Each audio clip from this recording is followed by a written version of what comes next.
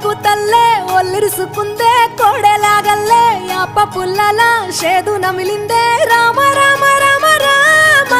తలకు పోసుకుందే నా నేల తల్లే అలికి పూసుకుందే ముగ్గు సుక్కల్లే సత్తి ముటల్లే సగబెట్టుకుందే బాయి గిర్కన పల్లె